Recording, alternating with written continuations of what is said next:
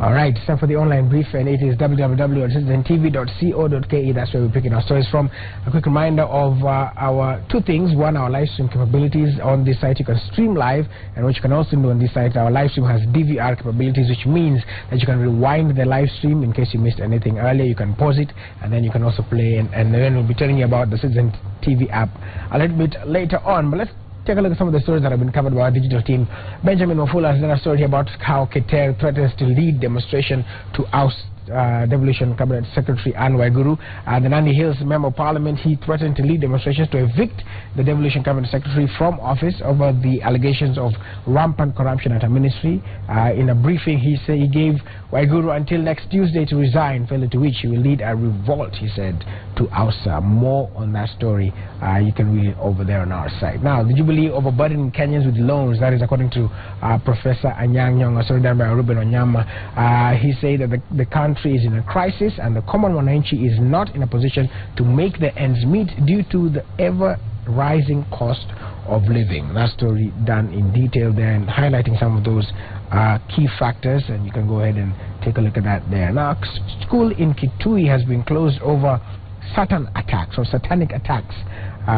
within the pupils, at the pupils rather. Now, school in Kitui County has been closed down indefinitely after pupils were allegedly attacked by evil spirits. Now, the school, which is Ithimani Primary School, on Tuesday marched into the institution, took their children home. That's their parents rather, marched and took their children home following the frequent concerns by pupils about being attacked by evil spirits. Now, the supposed spirits are said to have troubled the students for the last 2 months, disrupting learning in the school. A very interesting story there. You want to check out more on it on our site. A story that we've covered for you in the business there, how Imperial Bank boss stole 34 billion in fraudulent deals.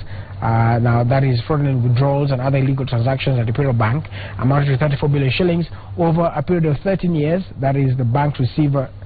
The bank receiver said this in a lawsuit that was filed in the court. More details about that. Of course, we covered that story. There have been some developments of some banks withdrawing. I think one of them, Fidelity Bank, withdrawing from the case, but we'll talk about that a little bit later on.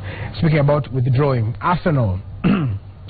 The story here says the Spanish giants are now courting Arsenal forward Theo Walcott.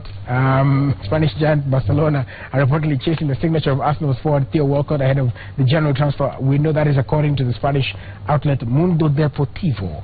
Now, despite Walcott's proneness to injury, Barcelona, or Barcelona if you like, is said to have set their eye on the Arsenal star to act as a backup for the forward trio of Neymar, Messi and Suarez.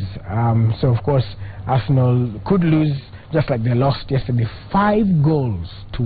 5-1 against Bayern Munich. All right, now, if you look at our Citizen TV page, of course, Pope Francis is scheduled to arrive November 25th. As you can see there, we have a banner on the top written Karibu Kenya Pope Francis, and so you can go there and find out the stories related to the Pope's arrival, the preparations, what to expect.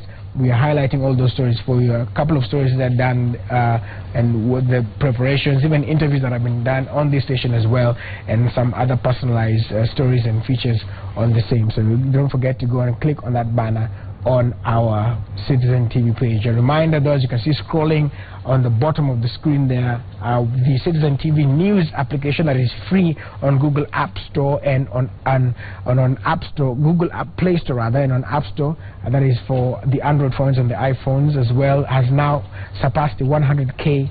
That is 100,000 plus downloads. So you can go ahead and be part of the movement and download the free app. It enables you to stream live, as you can see there. You can also save some of the pages that you want to read while you're online to read them offline. You can favorite them, you can comment, of course you can share, and you can do so many personalized things with it. There again, our live stream that, as I said, you can rewind, forward and play around with it as you may. So download it. It is free, like I said, as we always say, kama maziwa ya nyayo. Alright, that's all the time we had for the online brief. Time now to hand over to Karibu Ngaro and the band. Good morning.